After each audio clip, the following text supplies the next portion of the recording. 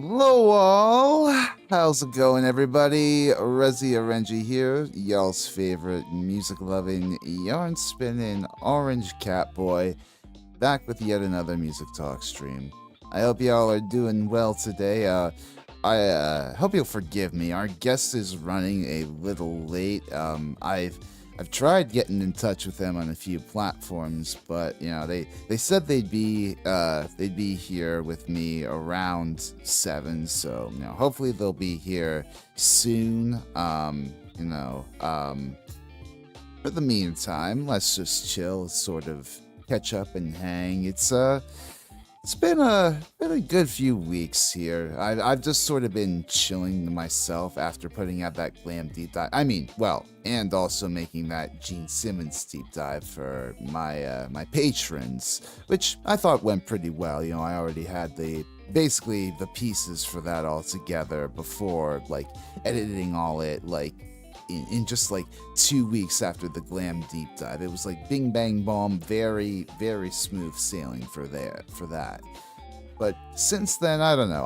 I've sort of been taking it slow, taking it easy with researching the next deep dive, and as such, I've been reading a bit more literature about the context of the times of the 90s, more specifically trying to up my knowledge of the rise of alternative rock and indie and all that. And as a part of that, there's this one book I've been reading a bunch this week, and I think into next week. It's called Our Band Could Be Your Life by Michael Azerrad. If any of you guys have ever heard of that, if any of you guys have never heard of that, I would definitely recommend looking it up because it is a deeply inspirational book. Especially if you're a budding local musician trying to get by in your own scene, it is immensely relatable. It goes over all the business of trying to get famous, trying to get noticed in the scene. Well, or even just creating your own little piece of music stardom in your own space, in your own scene. It goes over what is it? The 1980s, basically the rise of that sort of music, the DIY stuff. Talks about Minor Threat, Fugazi, Black Flag, your Husker Du's, your Mud Honeys, all the stuff, all the groundwork that was laid in the 80s to make the rise of an alternative rock, of a college rock, of a grunge possible. And, I'm really excited to I'm excited to condense that down into what I'm going to say in part 3 of the glam metal series. I can't cover the sheer breadth of artists that led to Nirvana or whatever, but I don't know, there's something cool about this too. It's given me a bit more context as to where music generally was, even before glam metal rose, because it's the same thing in the book. It's talking about how the record companies were latching on to new wave as punk's big commercial agent in the 80s, and that only had so much shelf life, but alas. That's been going on in my life. I also recently, just today, I bought a ticket to Anime NYC. So, if any of you guys, if any of my followers are going to Anime NYC, I'm going to be there too. I haven't quite figured out what I'm going to wear. Of course, I want to go with the Rezi or Edgy cosplay to one day.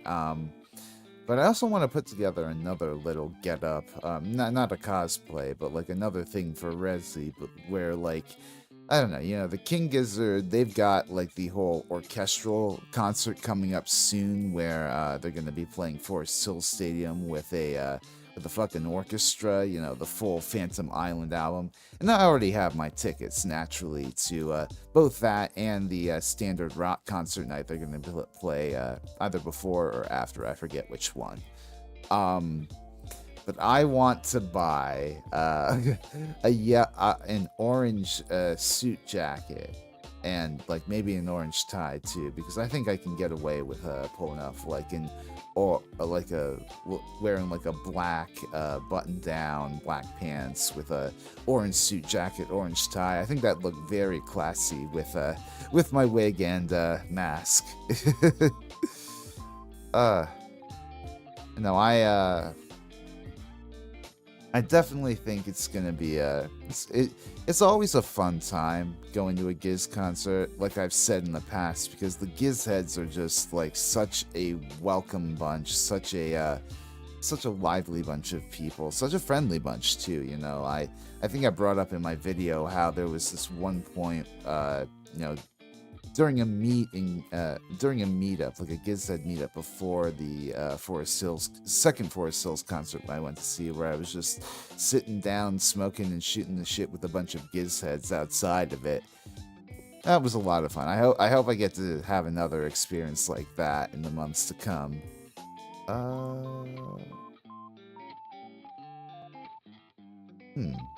I'm awful sorry about the absence of our guest today. Honestly, I might do something where whatchamacallit,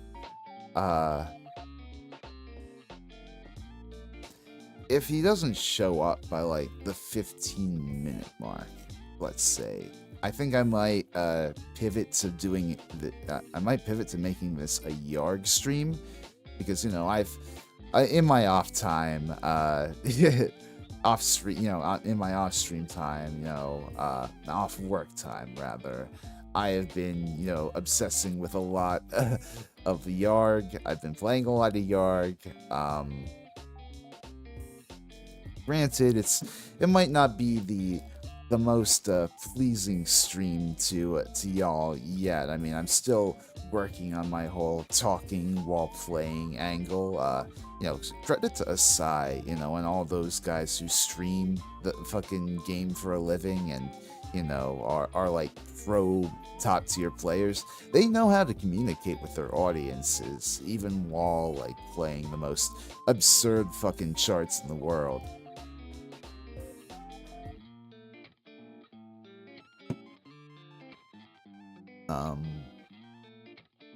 And otherwise, what was it? Other than that ticket, I also bought both two other new books. Well, not new books, but books that I'll need for Part 3's research, including if you guys notice, there was like one segment in Part 3 where I explicitly called upon the Danny Goldberg, the former manager of Nirvana, and also his own like a music industry personnel, like that's been in the record industry for a while in its own right.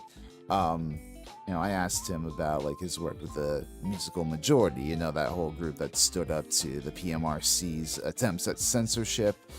And I also asked in that same email if he wanted to talk a bit more about like, Kurt Cobain's whole reaction to hair metal and what have you, but he was insistent, that the bulk of what he had to say about his experience with Kurt and what have you was in that book he wrote a few years back about, I think it's called like Serving the Servants or Serving the Servant or something like that. I'm really looking forward to reading it. Kurt Cobain is one of those musical figures that seems to be so heavily mythologized, and it'll be good to have like a perspective of somebody who just sort of knew him Well, I mean, Kurt was first and foremost his client, but also I guess they were sort of friends in a respect. I don't know. What else? About?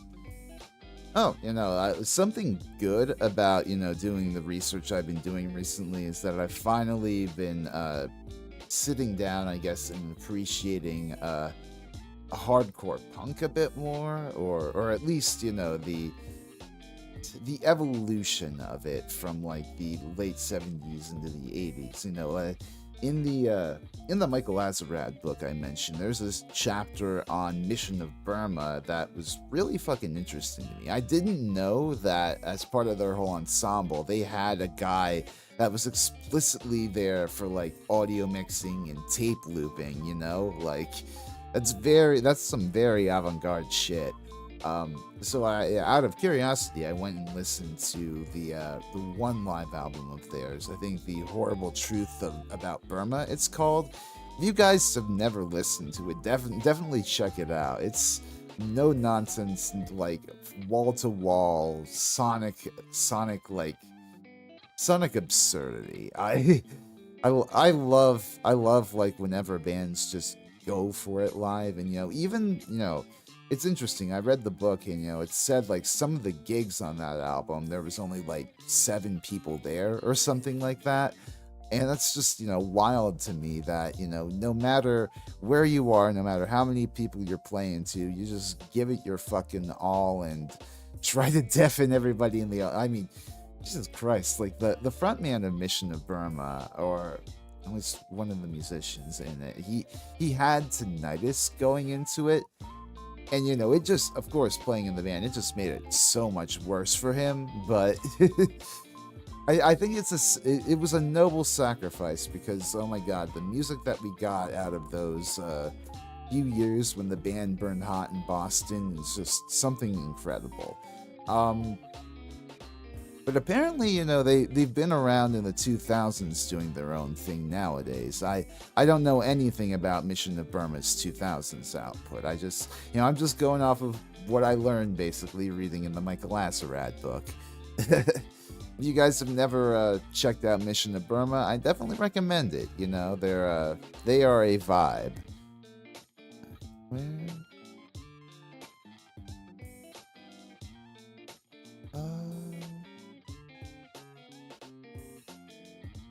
See.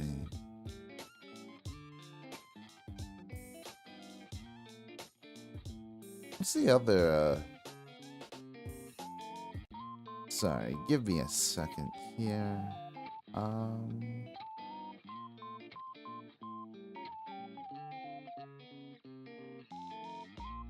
Yeah.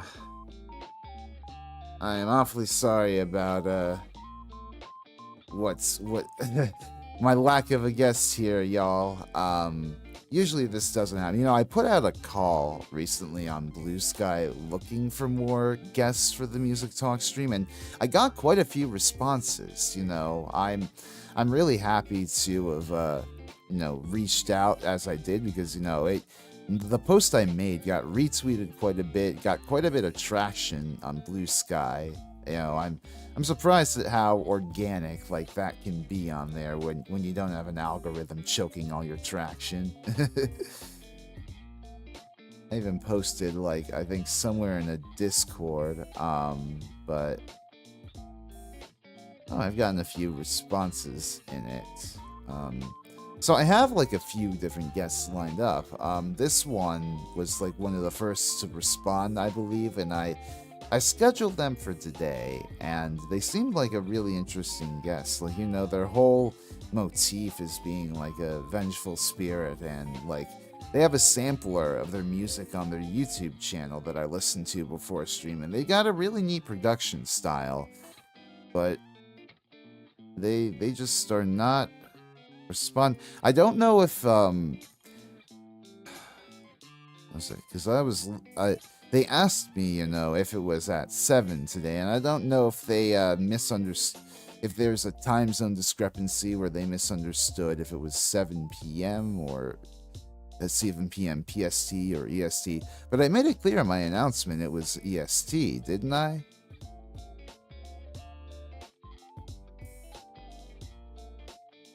I mean, in either case, I would not be adverse to rescheduling. You know, I'm always happy to talk with a talent if they're willing to talk. I just I don't know. It's sad when a good conversation can. It's sad when a good a good potential conversation slips out of your fingers there. Let's see.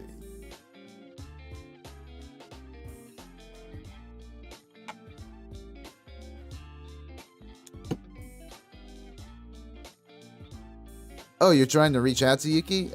Hey, Lunar Shift. Good to see you. Yes, friend of the channel, Akiko Kumagara, and actually previous interviewee. They are a friend of our upcoming guests. In fact, the guest is a part of their most recent virtual idol lineup that they've put together. So that'll be exciting.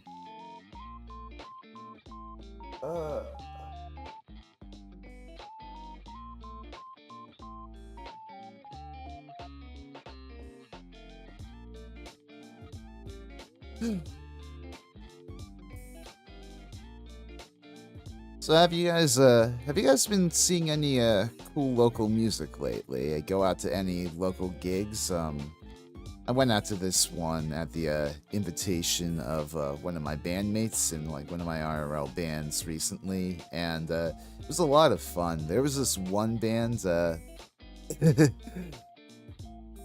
Hello, V.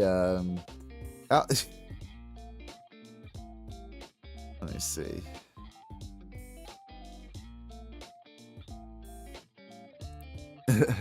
Yeah, no, I went to this local gig recently in Brooklyn, yeah, and one of the acts was a sort of goth, atmospheric, ambient sort of band. They were really interesting. You know, there was this lady who played the keys and also a very mean sort of Barry. I think it was a Barry sax. I could be wrong. I don't know. Maybe a tenor sax instead. Pronounced like Vi. I see. Ah, yeah, because I guess it's a pun on the whole, you know, the word vie for attention, vie for, you know, influence, that sort of thing.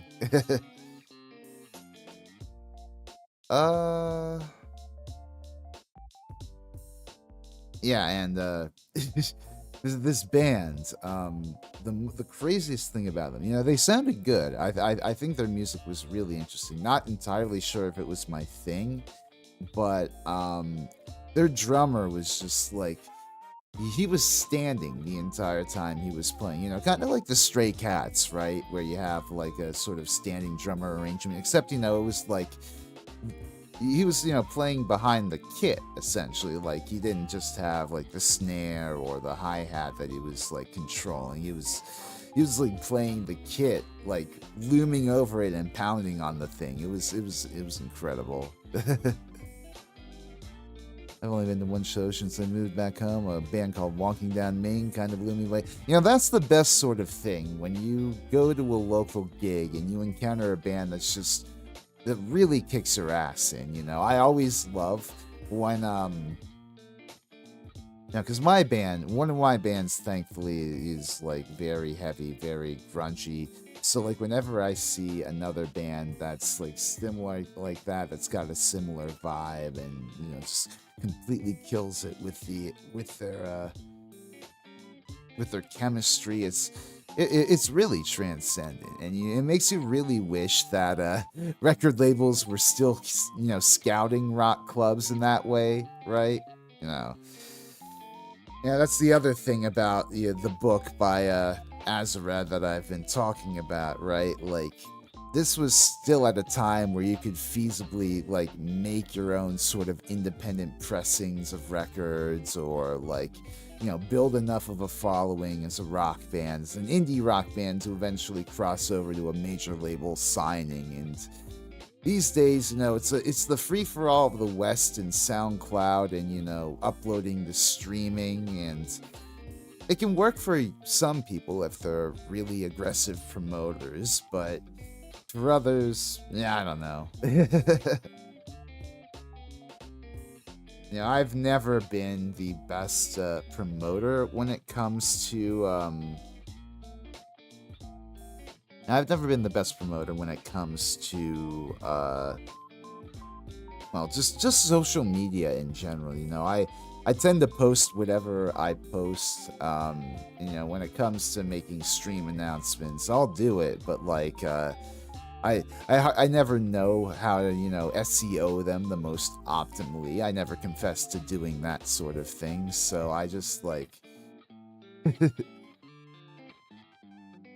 promotion is the bitter pill you swallow if you really want to make it as an artist these days. I think even more than before, really.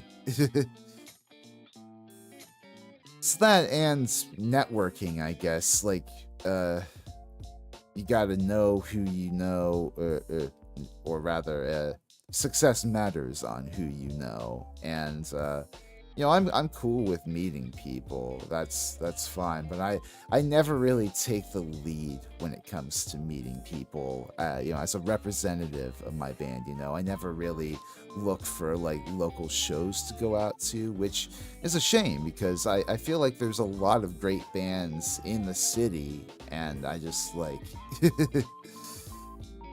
I don't know. I'm over here like researching and playing Yarg and doing my own thing at home. I really should be getting out there a lot more, especially with the summer approaching. I feel like this summer is going to be very very hectic, culturally, politically. I don't know. I just feel like it's going to be a good one this year, and I feel like you always want it to be your year, right? If you're a musician, you always want this to be the year that will break you. And both my bands, they've got music coming out soon. I'm really hoping that we can catch some momentum and maybe play places even beyond New York City. But that's the hard thing as a touring musician, right?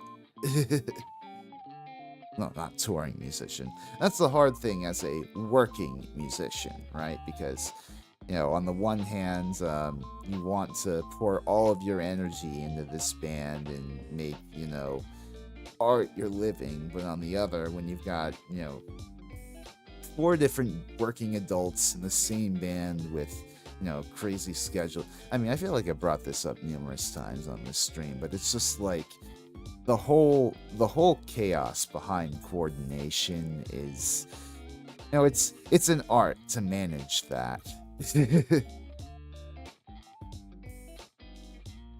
My band's friends being Hyporium is doing good stuff, and it's bandmates so fine. Touring band called Life Right Now. Ooh, interesting. That's good to hear. It's always neat when you have friends that you were in a band with before that you're on good terms with, of course, and you're still keeping track of them, seeing what they're doing, and seeing them get like some modicum of success. It's always wholesome, or rather, it's always heartwarming is the word. I had a friend of mine who, one of their albums actually got reviewed by Pitchfork once, like given a fucking a decent ass rating too. Like I think it was like a 7.4 or something like that for their EP. And what was it? They ended up beating out like the funny thing, that guy, my friend who headed that band, he's always he'd been, at least to that point, influenced pretty heavily by Weezer, and it ended up that his album scored higher than Weezer's most recent album at the time, the White Album. And he made a post on Twitter, I think, about that, saying "Suck it, Weezer." So that's always stuck in my head. So it's just "Suck it, Weezer." Yes, Bob, hair metal. How's it going? I'm glad to see you. Have you been listening to a lot of hair metal recently? Of course, I've been playing. Trying to download more hair metal when I can for Yarg, for when I eventually do research into that. I got a Junkyard track. I've got some.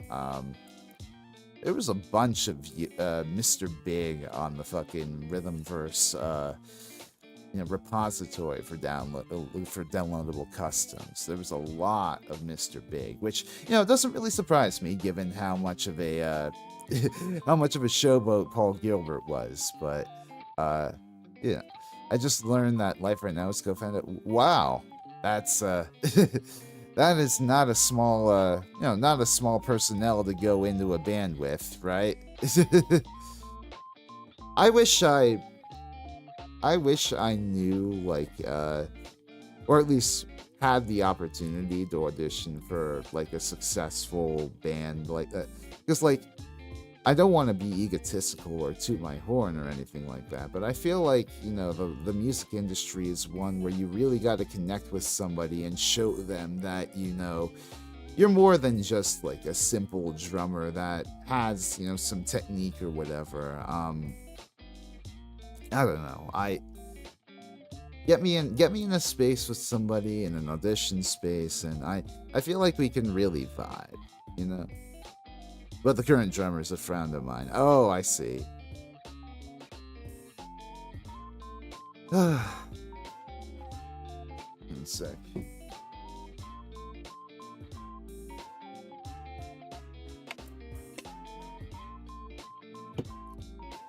The drummer has a bad rep. Oh yeah, no, they have a bunch of controversies around them, don't they? I've heard something to that effect. Although with metalcore, it feels like it's a dime. It feels like them and controversies are a dime a dozen. Not to diss on metalcore at all, but I don't know.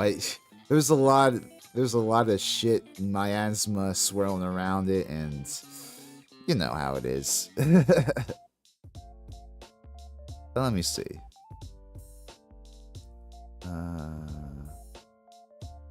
I thought I heard a Discord notification from my guest, but must have been from something else. Which, by the way, I apologize if you hear my Discord notifications at all. It's never a pleasant sound to have that come up in a stream and be like, huh? Was that me? Was that the streamer? It's it is what it is. Yeah, though I haven't really listened to that much, like, metalcore. I know, actually, my friend who got the review in Pitchfork, he's been trying to steer his band more in that direction, and they sound great. I love the technicality of that sound. I like, not that I'm big into math rock that much, but I love the technicality and the counting that goes into performing music like that. I'll always respect that. Like, I think there was this one band that Zach Hill was in called Hella. Zach Hill from Death Grips. And there was this one I think I mentioned this sometime before, but there was this one live performance they did of one of their songs, and it's basically just, it feels like Zach Hill's playing a drum solo the entire time. It's wild stuff. Like, I wish I had even remotely a fraction of the talent those mathcore musicians did. Ugh.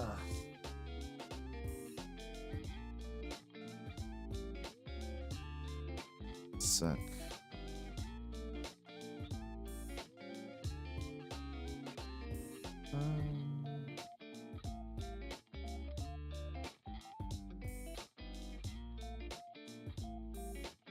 Vi and or Lunar Shift. Is there any update on the whole Yuki thing? Because if not, I might pivot into doing the Yarg stream soon. We're 30 minutes in and no closer to a guest slot today, which it's unfortunate, but I'm fine to reschedule if necessary. I understand more than well, not more than anyone. I don't want to come off as dramatic as that, but I understand, when shit comes up, you just need to cancel, and can't really warn somebody. But I haven't heard anything from him. That's unfortunate. Well, yeah, I think I might switch over to playing a bit of Yarg. Let me see if I can get that up real quick.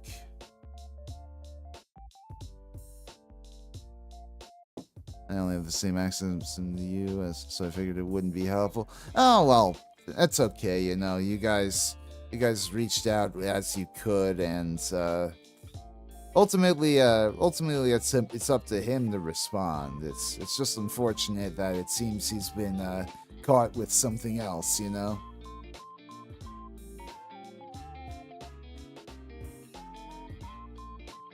Motley Crue, Dr. Feelgood. You've been listening to Dr. Feelgood recently.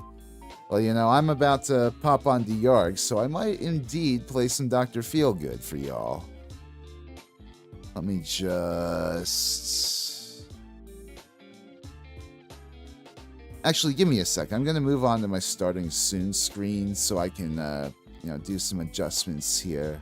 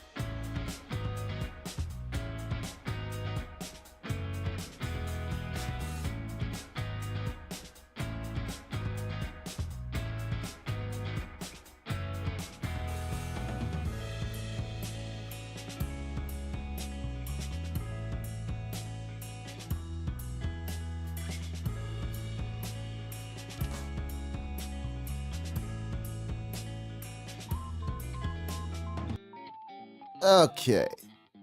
And we're back. Alright. We got Yarg up. Let me pause the music and put this music on. Where's the music? Sorry, I have OBS on a different screen. I wasn't used to having that up. So let me now I'm not sure how well this would work with. Not sure how well this is going to work with the webcam tracking me as I, play Yarg songs, but fuck it, we ball. Let's get this going.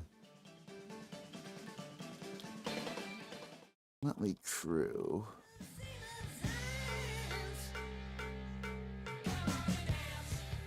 All right, Shatter.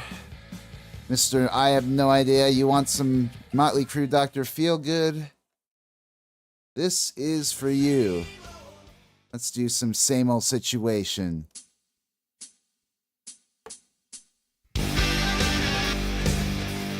Oh, hold on a second. I just realized I need to resync my audio because, I've been playing with my my portable speaker, trying to hear out loud my strums and all that. So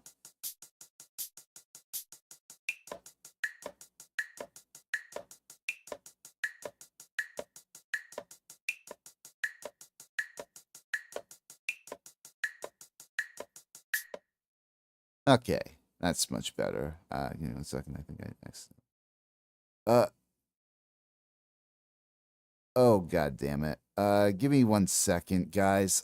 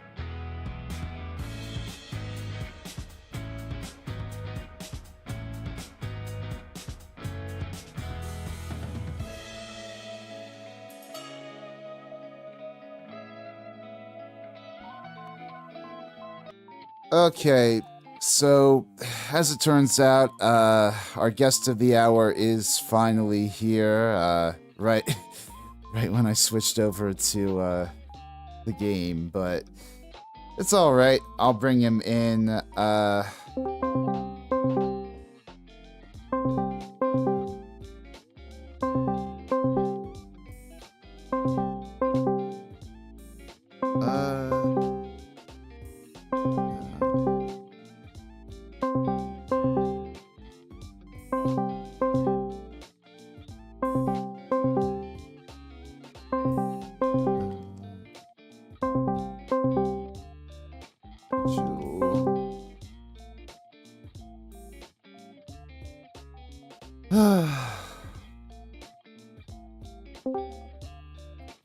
Hey, how's it going? Everybody, please welcome to the stream, Dead Yuki. Give me just 1 moment to close this door real quick. Or not Dead Yuki, Maruyama Yuki.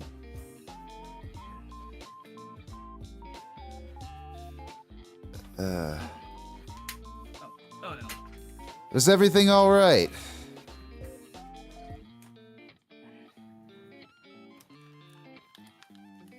Yeah, so long story short, I kind of had a really weird day, and I kind of just crashed. Oh, yeah. Didn't set an alarm for yourself? I think I have some weird, yeah, I didn't. That's okay. Well, you're here now, and, we can, we shouldn't, fuck. Hunger is robbing me of my speech, I'm sorry. We shouldn't, dally on time, I guess. Usually I like to start, my streams off here with my guests by opening the floor to them, really sort of getting them to speak about their interests in music. So, like, what really sparked your passion for music? It's one thing to sort of casually listen to it in your spare time, sort of as mood music, as background music. It's another thing entirely to be your own VTuber and have a music career that goes with that. So, like, what really sparked that for you? What really sparked that for me? I think, well, um, honestly, I think that trying to make music itself was sort of a thing that I did to help other people out. Um, Interesting. which it kind of always was. I was a part of a fan project that I kind of have always been trying to keep behind me ever since it stopped being a thing. So, Hello, Mr. at that Mystery. point, Good to see you. Sorry, keep going. yeah, it's all good. So while that was going on, I was like, I've always kind of wanted to make music, so I just kind of grabbed like FL Studio and just started going with it. I see. And while I was over here, making stuff for this series, I was like, I kind of really want to see if I can, make my own stuff in general. So it sort of blossomed from you doing like fan projects to you doing your own stuff. Yeah, definitely. It's like that's a very Toby Fox career trajectory, isn't it? Yeah, I never really thought about it like that. Yeah. Yeah, I mean, all love to Toby Fox. I'm always marveled when I see the heights that dude continues to fucking reach. Not just as a programmer, as a composer. He was invited on to do Pokemon stuff. Nice.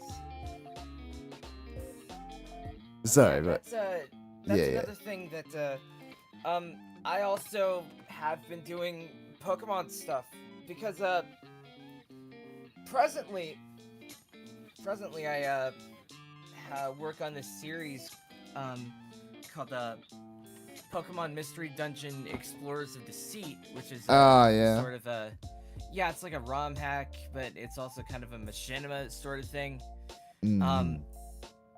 And I started doing music for that, I want to say maybe a year and some change ago. Maybe 2 years. Very cool. Basically, if it's a high-key boss battle or like some really cinematic thing, it probably has something to do with me. That's really neat. I always admire the dedication of those sort of fan artists who get together on big projects like that without the promise of pay, just the just for the love of the game. That's always been it's always been motivational to me. I mean, as a VTuber who also makes, without any promise of pay, Yeah, a lot of the time, my thought process is, wouldn't it be cool if this happened based on this, or just straight up, my general philosophy for like a lot of the things that I put out is basically it's cool because it exists to me, but what if it also existed to somebody else? Yeah, no, absolutely. I love getting to like I'm glad that, whenever fan cultures are, very open to sharing experiences with others, right? It's always very it's what makes the Pokemon community so fucking rich. The fact that I'm such a big Pokemon fan now, even though I'm not really keeping that much of an eye on the main series games, but mostly because I continue playing like Pokerogue these days, which, God bless the team behind Pokerogue. They put up a server that, they maintain that like I don't know how many people access, but I'm assuming thousands of people access a day for this fan-made roguelike that for all I know, could be taken down by Nintendo in an instant. I mean, they don't profit from it, but like, Yeah. that threat is always there. Absolutely hate when that kind of thing happens. Like, I still don't know what the deal with Pokemon Uranium is. Oh yeah, the fucking nuclear one. I've never I've never approached that. I'm more so like my big I guess the chip on my shoulder when it comes to like Nintendo's whole copyright takedowns. I'm a huge Metroid fan, so like when they smacked the AM2R guy, I was kind of pissed off about that. I mean, it makes sense in hindsight, given that literally a year later they put out the fucking Samus Returns remake of Metroid 2, but at the same time, it's sad to see a creator be treated like that. Though I think they were eventually hired on to make like another roguelike for some other indie studio, so at least their story didn't end there. Oh yeah, definitely. It's really good that there was some sort of a fallback from that. I have kind of a weird like relationship with the DMCA type things because I've always been a Vocaloid fan Oh yeah. ever since the early 2010s. Mm-hmm. And years down the line when a couple years down the line from that, Utaite and Utaite were like getting tapped on the shoulder over DMCA's and like, hey, you're not allowed to use this song or that one. Yeah. And it's like, man, I don't think anyone's getting paid for this kind of thing. What gives? And then I remember that monetization is like a thing. Yeah. No, it sucks. I mean, my channel, I'm a video essayist by primarily speaking. I mean, that's what I pour the bulk of my creative energies into, and I'm not able to monetize because I do like these deep dives into music history. I'm basically unable to monetize my videos on here. If I want, my uncompromised vision wherein I play like all the songs that I want to point to as examples or whatever, I need to I need to go without getting paid for what I do, which it's unfortunate, but copyright the way copyright works in America and elsewhere in the globe for that matter, I feel like is not nearly as flexible as it needs to be for the digital age. Yeah, definitely. There definitely needs some. There definitely needs to be addendums or like. I think addendums is kind of the word for it. Addendums to like the Amendments or yeah. Amendments, yeah. Yeah. Now I definitely think I definitely think that needs to happen, though. With current political reality, God knows that that stands no chance of going through. I don't know, like up in the air, dude. Yeah, I don't know. I think like ultimately I think it's just on us to create the world that we want to see in terms of fan creation and music distribution, etc., etc.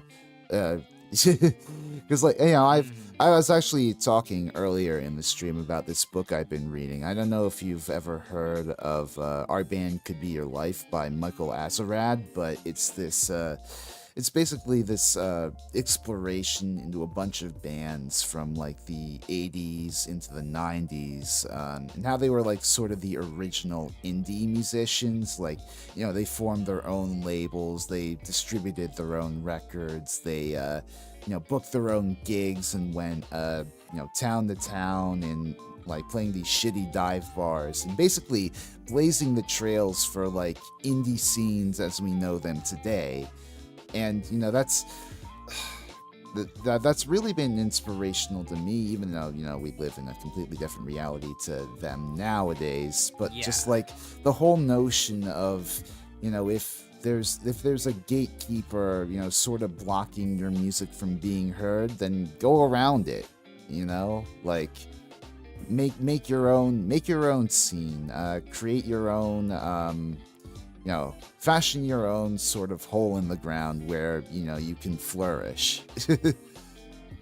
Yeah, I remember. I don't exactly remember who said it or like the actual quote to it. So like, don't quote me on this. So Yeah. basically the sentiment was, hey, the people that you hear on the radio, the people who put them on the radio have no idea what they're doing, Mm-hmm. or like what people on the ground level like actually hear. Yeah. So at some point we have to be in the we have to be in the position of the people in the suits so that we can actually put stuff down. Very true. Very true. It's record labels, like, or rather, record consultants and that sort of industry that's, all about, finding the most market appeal. That stuff is valuable, sure, but you gotta leave some room for, for stuff that isn't a guaranteed money maker. You gotta let that art through, because it's more so, not just the enrichment of the experience, but just like, you never know what's gonna be a hit. People might like, insert obscure sound that doesn't get a chance. Yeah, kind of like the video game industry now. Oh yeah. I grew up in the PS2 era where like stuff like Mr. Mosquito was cool, and then I haven't seen like another game like Beautiful Joe since Beautiful Joe. Oh yeah. And all of these different things contributed to like, well, the commercialization of like these things kind of just put into the way it is now, where like most of the video games that we consume now are essentially the same. Mm-hmm. And it's kind of on us to really put out something like really different, because like these days it's like a third person beat 'em up, or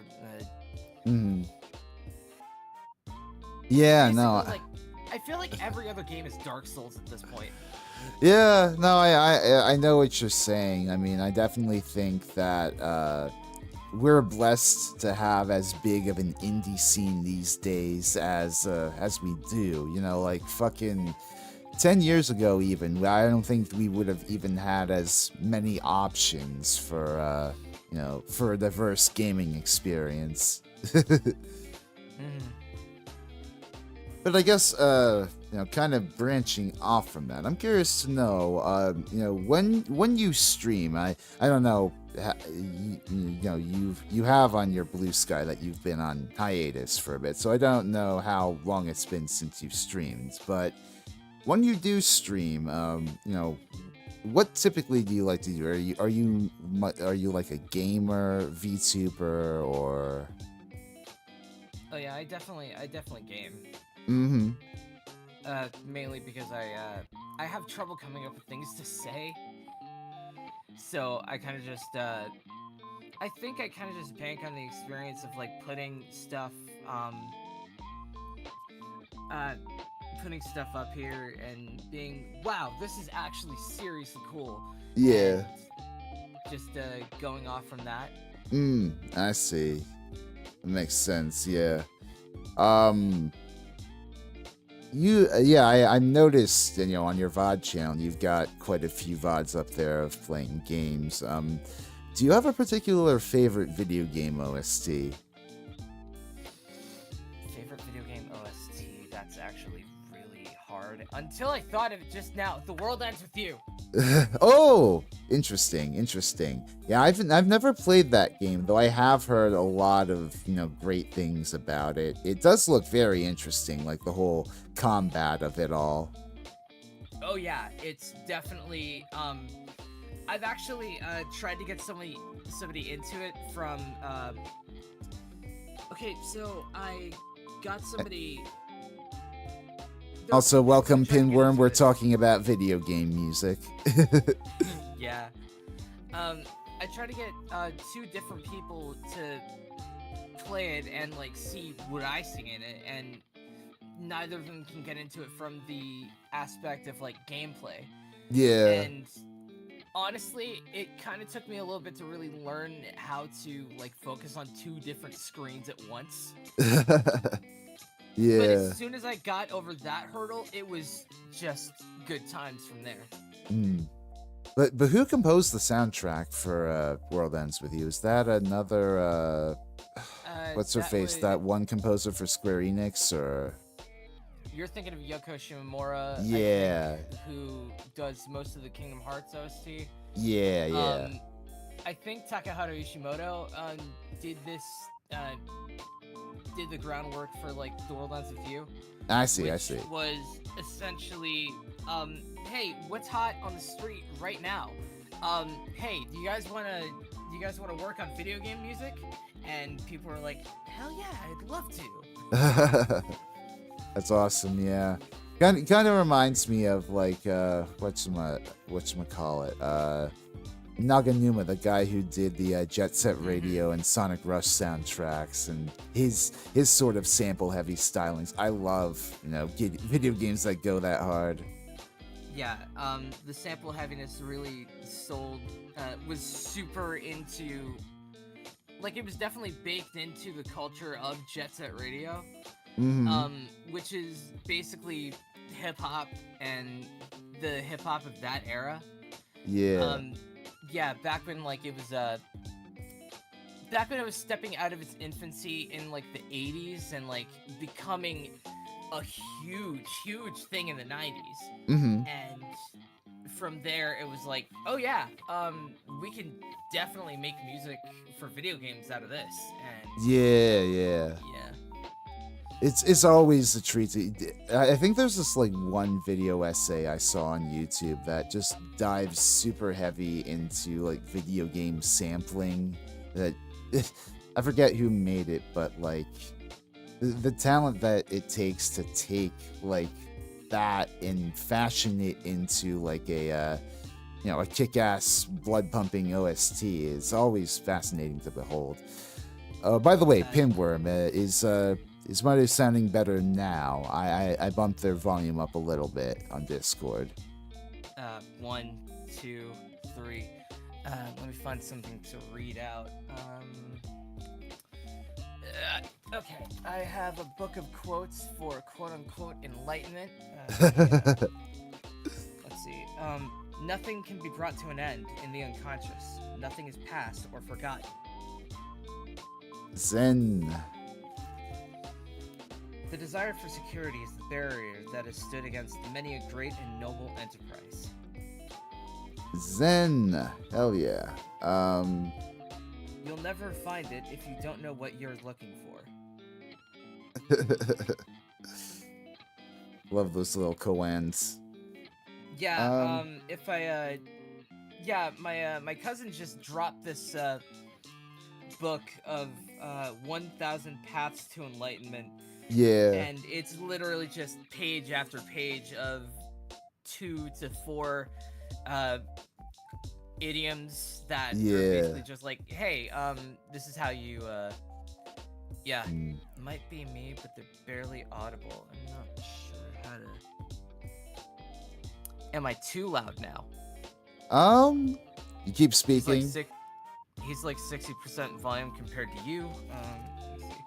Well, I have him here on Discord at 120% volume, so I'm not sure. Behind every able man, there are always other able men. That's a Chinese proverb. 60 is generous.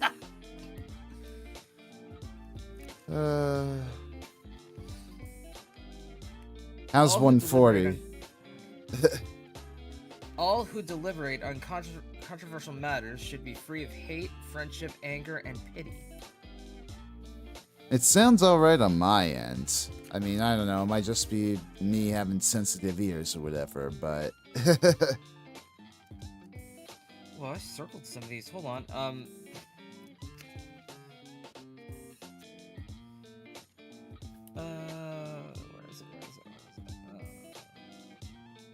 There we go. Hatred confuses life. Love harmonizes it.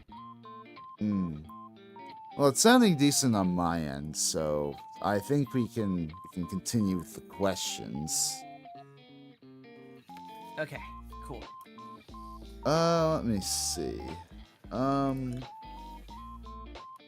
Okay, so yeah, lunar shift is indicating it's all right. So you seem to have, you sent me a list of some of your favorite artists before stream, and among them, I noticed you seem to have a particular affinity for J-pop, rap, metalcore, that sort of stuff. What's the history of your taste there? How did that develop? Okay, so my mom was really into rap music. So, Mm. and I'm talking like we would carpool and no, she would pick me up from school and there would be like crunk music playing and yeah. Yes, hi Akiko. Hi. I know. Yee.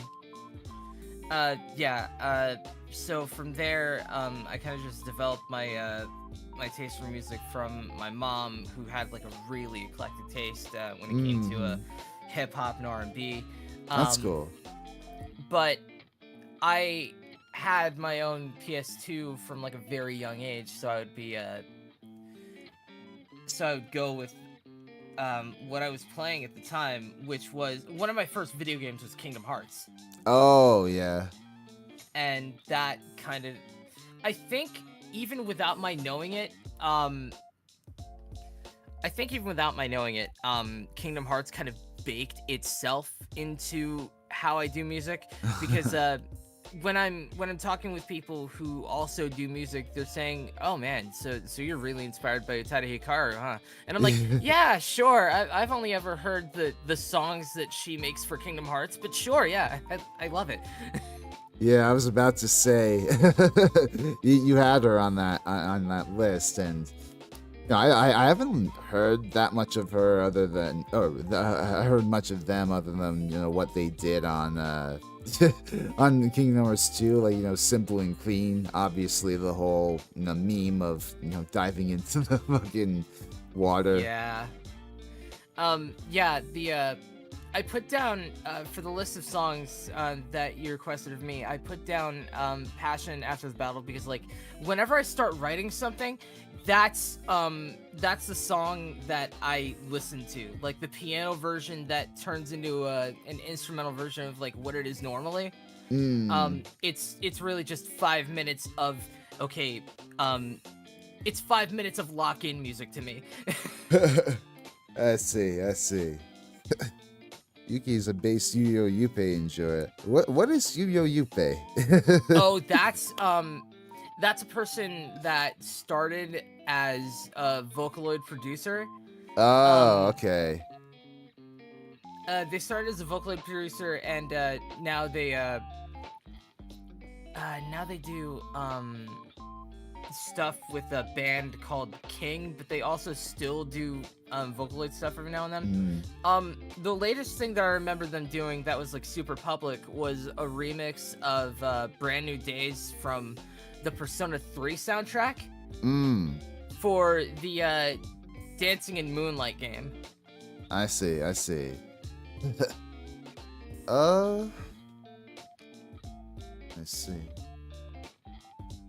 So how would you say your taste has like affected your songwriting?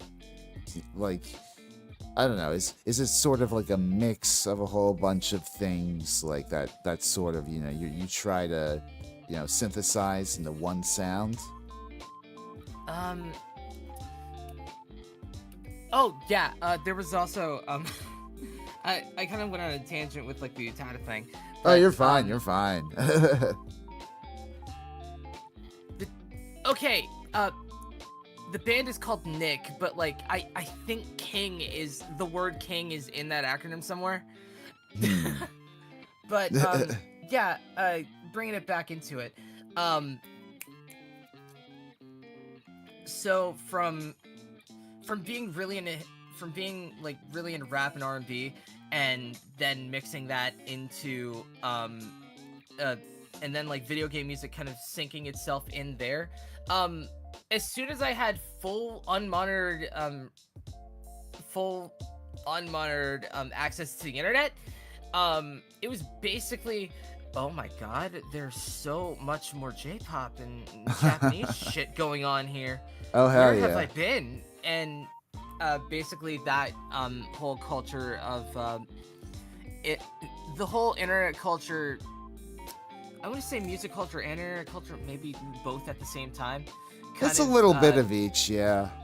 Yeah, definitely. It kind of just like mixed into itself.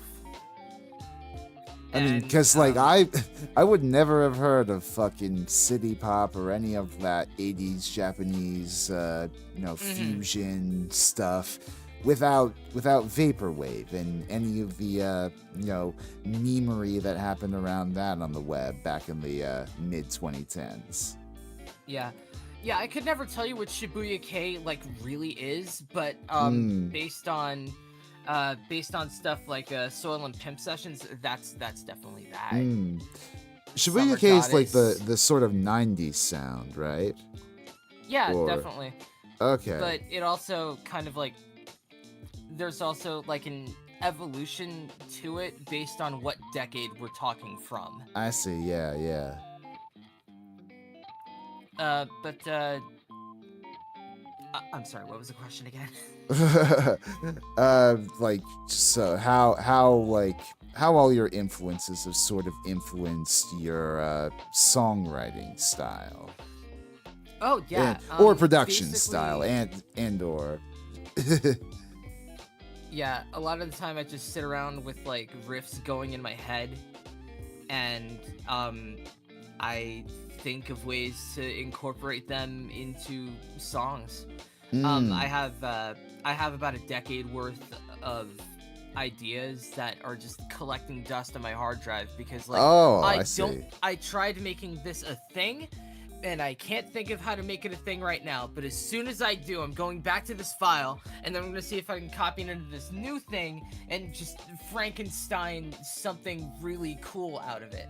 That's good. That's something I should be doing more of, is like making demos of just ideas to, little snippets of riffs, little nuggets of song that I can take somewhere that develops into something else. That is a very very economic idea for songwriting. Nano version AER says, and sometimes he'll sing them out loud in the middle of the night. And they can say that because that is 100% confirmed. That's my spouse. Oh, wow. Yeah. By the way, welcome, Nana. Don't know if I addressed you in the chat yet. Welcome. How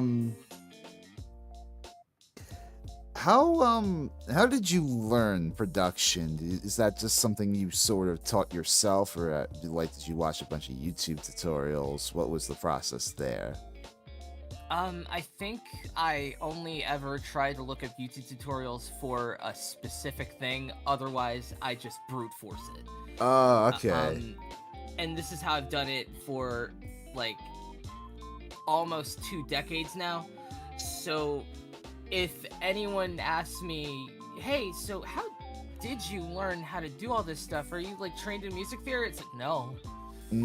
I actually bought like a book on music theory, and I just let it collect dust on my bookshelf because I kind of just did my own thing, and I kind of just hope it works. Yeah.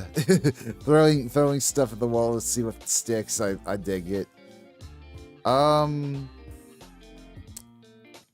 So like along those lines, like what's your process when it comes to music composition? You have like any method for sparking inspiration? You like to go in with a plan, or like mess around until you have something that works? Yeah. I actually, because I sell background music to VTubers and other streams of that variety. Yeah.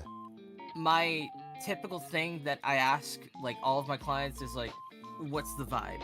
Right. Do you have any lore that you want to like put the feel of into this song? What's your favorite genre? Mm-hmm. Maybe I can work something with that. Um, and I take all of that information, I sit with it a little bit, and then I'm like, okay, if they're going with this idea, then what does that idea sound like? And I see. Yeah. Like what time of day am I thinking about with this? What setting is it? And it's kind of like writing a novel, Yeah. but like in music form. Mm. But for your own music, is it like sort of drawing upon your own lore and vibes and like I don't know. Yeah, definitely. Um, there's a there's kind of a thing of what does this specific event or like this feeling that or song that I'm writing about, what does all of that sound like? Totally. Let's see.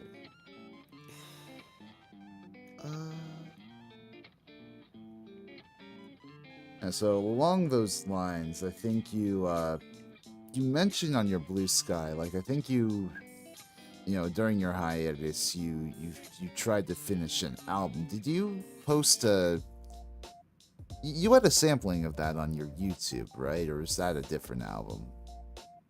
I don't quite know.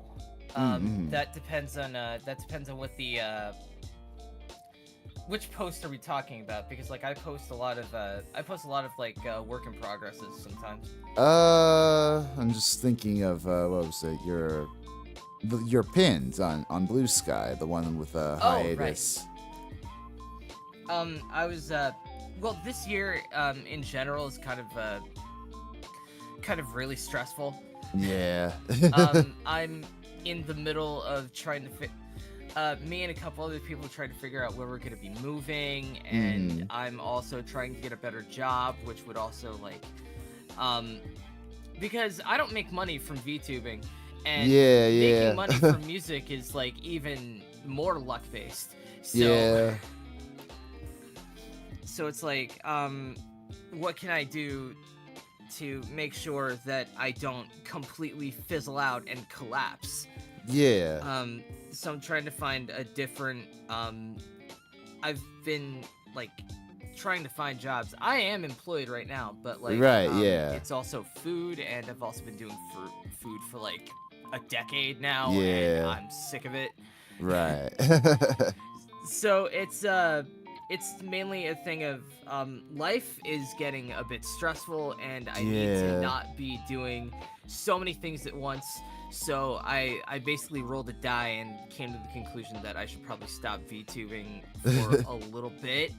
Hey, trust me, I've been there. That's why I stopped being like a variety streamer, basically. Oh yeah. You have to make those sort of calls when you really want something to go well. Yeah. There's some quote that isn't quite like, absence makes the heart go fonder. Grow fonder. When I'm playing a video game and I'm stuck, I usually just give it a rest for like a couple of days and then come back into it to see if I can do anything differently. Yeah, that's definitely the mindset you gotta take. You can't can't get angry at a stuck. What was it? Fucking. Here I am trying to dispense my own wisdoms. Fuck. I'm just thinking of like that one Jacob Geller video where he sort of likens Sekiro boss fights to getting like stuck on like a bolt on like some sort of car or whatever.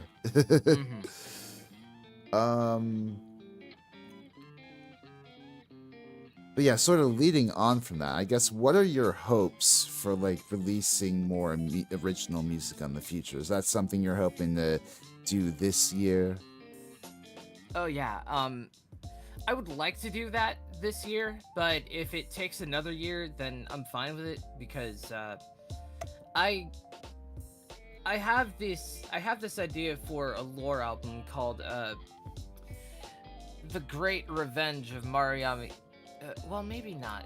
The Greatest Revenge. Yeah, I'm yeah. still like I'm still fumbling with the title, but like working title is The Greatest Revenge. Right.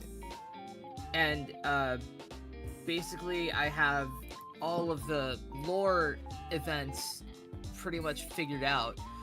It's just a matter of like making the songs and recording them and So you're sort of approaching it like a concept album. oh yeah, definitely. I see. Where I have like a first album which is called The Haunt of Maruyama Yuki. That might be what I was. Yeah, that might be the preview that I was referring to. I watched that one on your YouTube channel before streaming. It was pretty good. I like a lot of the samples I heard. Ooh, yeah, the crossfade. Yeah. Basically, I want to put something out, but I want to make sure that it's on a completely different level from what I've done with Haunt. Absolutely. So, based on that, I want to be able to make different styles of video. I want to put out a lot of videos based on this. Like this is the big sort of. I'm dead serious about like making music and making something enjoyable about Maruyama Yuki. Mm-hmm. Yeah, for sure. And from there, it's like that might take more time because real life just sucks ass right now. Yeah. Especially with if you're trying to be like serious about really building that lore and making the commissioned VTuber videos, like all the super serious lore VTubers are hats off to them. I say I'm sitting over here with my money all like Yeah, basically, if I could draw, it would be done by now. Yeah, that's the thing, right? like if I could, like a lot of artists, especially in like the vocal synth community, they like can draw and also make music. I put all of my skill into music. Yeah. Basically, if I could like completely do like music but also the art for it, I wouldn't have to think about how I'm supposed to present it to someone else. I wouldn't have to worry about compromising. I would just completely be doing my own thing, and that's something that I'm not able to do. And honestly, I don't know that I recommend that sort of thing for everybody because I mean, DIY definitely has its limits, we're like, I'm a ghost, and I met you like a week ago, so I don't know exactly what you are in terms of like VTubing, but I'm an orange cat boy, just a lazy orange cat boy, really. I'm a ghost. You're femboy Garfield. But behind the thing, I'm very sorry to break immersion on all of this, but like we're humans. Oh yeah, and absolutely. Humans can't be expected to like do absolutely everything. Otherwise, that's not human at that point. Yeah. That's either a machine or God, and a lot of people don't roll the dice very well on that one. So yeah. I mean, God, I'm still I'm still sort of sitting on my cat. I've had ideas for things that I want to get commissioned for a little bit, but I'm super frugal about my money. I'm very hesitant to like take that step. I kind of have. I have a cover of a song from Alisana that I've been wanting to do for so long, but just never the right time for me to be recording it. But the thing is, I was already talking to someone who would make the track and mix it for me, And it's been, I think, a year at this point, and I still haven't gotten this person my vocals. Oh man. So Hyde, if you're listening to this, I'm sorry. All in due time. All in due time. So you've recently joined, to my understanding, you've joined the upstart virtual idol group Vi. Tell me a bit about that. I know that's a new thing that old friend of the channel, Akiko Kumagata, was behind. But how did that come about? How did your involvement in that come about? Well, mainly, I kind of just came across the listing on Blue Sky, and it was like, hey, do you want to, like, sing with other people? And I'm like, I need to get better at socializing, so, I kind of just signed myself up for that, and that's just kind of how that happened. Oh, there we go. Vi is essentially, I believe it's an idol group where we do like a bunch of stuff together. Right. I'm thinking that the project and like the group is very much still in its infancy. Yeah, so totally. I can't say for certain what the future holds for it, but I'm very optimistic. Yeah. Like, are you guys hoping to eventually make, like, a collaboration album or something like that? That might be cool. We're definitely thinking about original, like, music for, like, the proper debut of Right, Vi. yeah. Though, of course, I'm sure you guys aren't against the whole idea of, you know, the VTuber cover, the MMD dances, and all that stuff. Oh my god, I've wanted to do, like, MMD covers, like, MMD dances, like, so much, and, like, I have, like, so many big ideas for, like, music that, Akiko in music chat covers with that I the want to smiley do. face. Just the smiley face, like, Yeah, I have, like, so many, like, huge ideas that would be cool if I knew how to do it. And hey, Which comes you know, back to the, like, I can't, like, do everything. I can only really imagine it, and hopefully I can, like, team up with someone to make some of this stuff happen. Yeah. And that's the whole, you know, the whole benefit of being a part of a unit, being a part of, I mean, not just like a VTuber agency, just being with a group of VTubers in general. Like, you guys are working towards a shared goal. You know, got your own organization behind the scenes. Like, that is, you know, something that I think every VTuber wishes they had is the is the organizational skills of more than one person.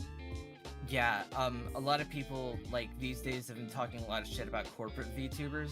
Yeah. Like, Hall Live, Niche Sanji, Which I understand to an extent, but... Yeah, like, on the one hand, like, you don't have that much freedom with what you can do as a VTuber, but on the other hand, everything that you want to do can actually be put into a step that isn't just, it's in my head. Yeah. It's like the same trade-off with record labels in the music industry, right? Because yeah, you can sign to like all your friends' indie labels that you want to, right? At the end of the day, if you go with the majors, you have more of a chance of getting, you know, picked up by radio, picked up by streaming playlists, being, you know, featured in media, being licensed to commercials, etc., etc. You know, you stand a better chance of getting noticed.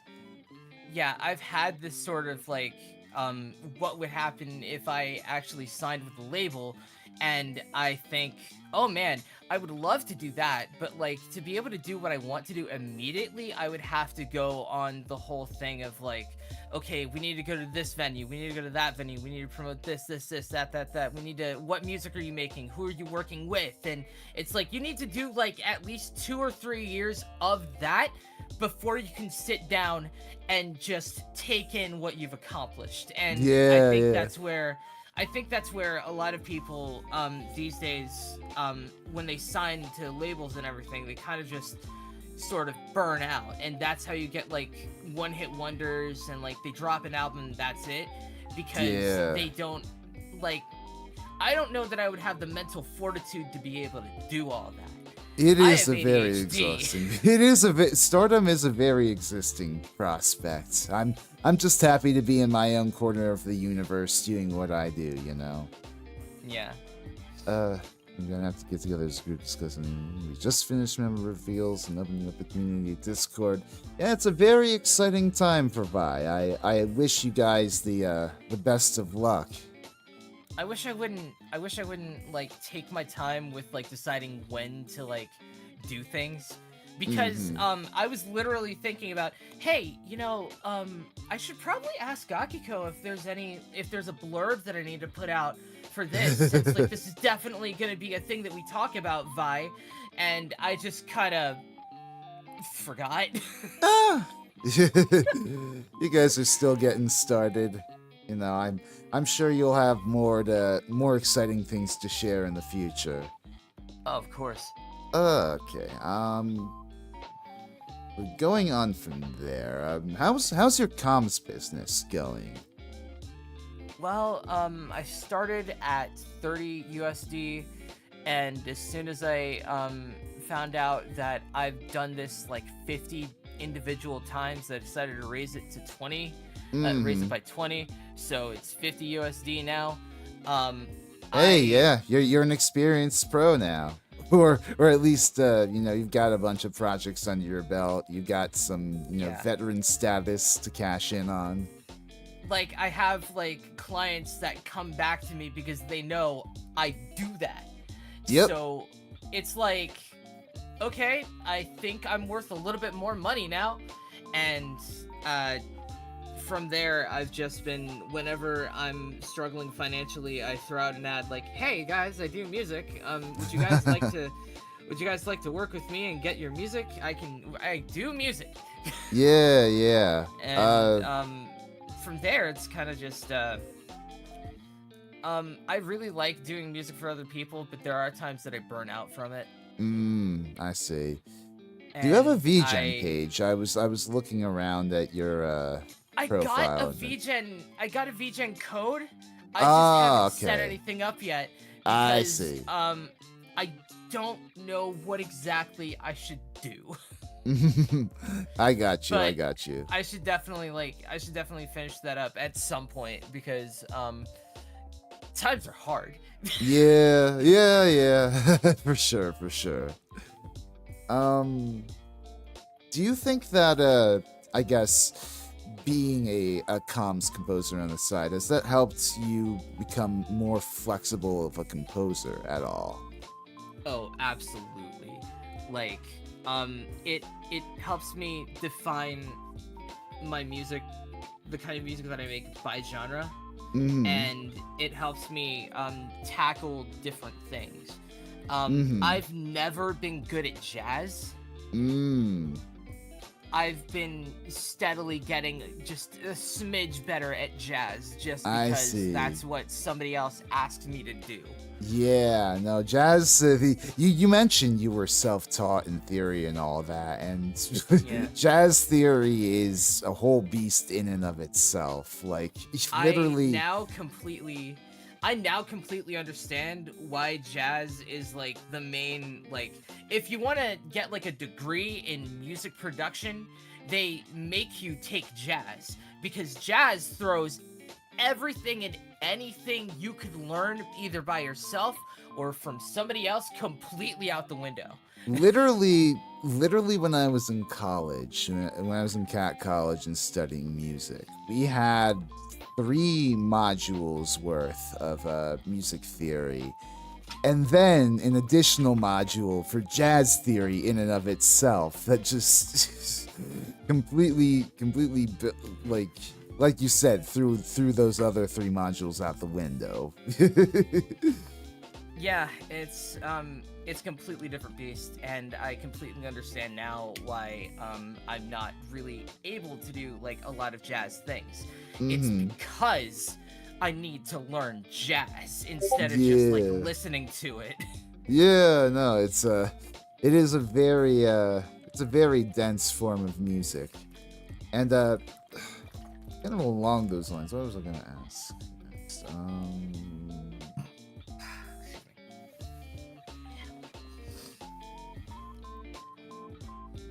Oh yeah. What's been your favorite project to take on so far? If I had to pick a favorite project that that I've been doing as of yet, I want to say that my favorite thus far has been I've always had like an affinity with basically I keep making like instrumentals that could fit into my own video game if I ever Oh get yeah. that skill. But I've been using that for as the basis of getting like better with production in terms of Explorers of Deceit, like I mentioned earlier. Mm. So I think working on the music from Explorers of Deceit, which you should totally go watch, by the way. Plug. Yeah, I think the music that I do with that has always been really cool. Mm-hmm. Like just the process of it, like getting getting a list of songs to try and finish up, and just like finding out how to do this, and like what am I gonna do for this person or this event and all that. And it's just been a ride, and I really love it. Yeah. I'm sure, that's something that I want to do eventually as a VTuber, is get to really sit down and like work with a team of other VTubers on something. I feel like that's something I don't do nearly as much. That's pretty much what I'm gonna be doing with The Greatest Revenge, because like as soon as I get the content Bible finished, and I get all of like the dialogue that I want written out, and as soon as the stars align, I'm gonna be contacting like literally everyone that I could have, everyone that I think would be like a super good fit for like these different things. Right, I'm gonna be contacting them and like, hey, so I'm finally finished with the thing that I wanted you for. Would you like to continue? Yeah. It's always fun when you have like a list of friends that you know they can contribute a particular thing to the thing that you do. Absolutely, especially when you've like known them forever, and it's like, Yeah. we're both creatives, and I'd love to do stuff with you. You'd probably like to do stuff with me. I just don't have it on paper yet. Exactly. That's kind of been my struggle as an artist and a producer and a VTuber and everything. Just like, I don't have everything ready, and if I don't have everything ready, what point is there in me like saying, hey, I would totally love you to work with this thing, and then like months go by and I've done nothing. Yeah. No, I don't want real. that to be like the big I don't want that to not only like, I don't want to have people waiting on me for that long. Yeah, absolutely. Yeah, that's basically the gist of it. I don't want to make people wait so long to hear from me about this thing and then get totally off guard when I finally figure it out. So I'm just gonna spend all of my time figuring it out, and then I'll send it out to whoever I need to send out to. That's why, usually with me, I like to reach out to friends for like voiceover roles in my videos. I usually tend to hold off on doing that until, basically I'm ready to start the editing process. Because goddamn, Liz, sometimes my videos take like fucking like weeks upon months to edit. Because like my scripts are, I do not know, I hardly know how to pare down stuff sometimes. And I would love to do more voice work. I just don't have I don't have a voice reel, and I mean I used to have a voice reel, but I feel like I've evolved so far from that I don't think that I don't think that would be like a really good representation of what I feel like I'm comfortable doing. Hey, So I yeah, gotta do a that's completely different one, and that's gonna take a while because I already have a bunch of different things going on. oh man, yeah, that's a-okay. So Man, kind of leading, ADHD sucks. yeah, kind of leading on from all this. So I guess to expand our talk on VTubers, what inspired you to become a VTuber? I always cite Iron Mouse's experience, Mm. as like the main thing, because I don't know if I've mentioned this, but I'm diabetic. Oh, okay. I've been diabetic since I was 3 years old, and I have a sweet tooth, and I also come from not money, so Mm. a lot of the odds are really stacked against me. Right. So basically, with Iron Mouse also having a disability related to blood, and I struggle to call mine a disability because like I've never had to like call out of work from a diabetes related thing, Right. or at least not recently anyway. Yeah. But yeah, my diabetes hasn't really hindered my ability to work like a regular human being. So I struggle to call that a disability sometimes, but like it does cause me problems. So I should definitely get on that and get out of food. But getting back into it, so with Iron Mouse also having their I forget exactly what exactly it was, but they basically can't leave their room Yeah. because of like their illness, and they've because of the recent pushes to like donate plasma so that Iron Mouse can like do stuff about it. Right. They've made like leaps and bounds, but even before that, they were killing it as a VTuber. Because like when the VTuber boom happened, Iron Mouse was like at the forefront, being super fucking cool. She was one of the biggest early Western VTubers to really carry that torch, and yeah, I have nothing but respect for her. Yeah, and like musically, she has the range to like completely go off, and I've always wanted to like. There's a song that I would love to if I can't do it with my spouse for whatever reason, I want to do it with Iron Mouse. Because me, my spouse because of me, and Iron Mouse, apropos of nothing, are all huge Kamen Rider fans. Oh, I see. And I would really love to do the song from the PS4 Kamen Rider game, Memory of Heroes. I see. With Iron Mouse. Like, she was the first person I thought of when I thought, who would I want to do this opposite to? And yeah, but now I'm married on everything but the taxes, so it's like as soon as we're able, I want to do this with my spouse. Hell yeah, do it to it.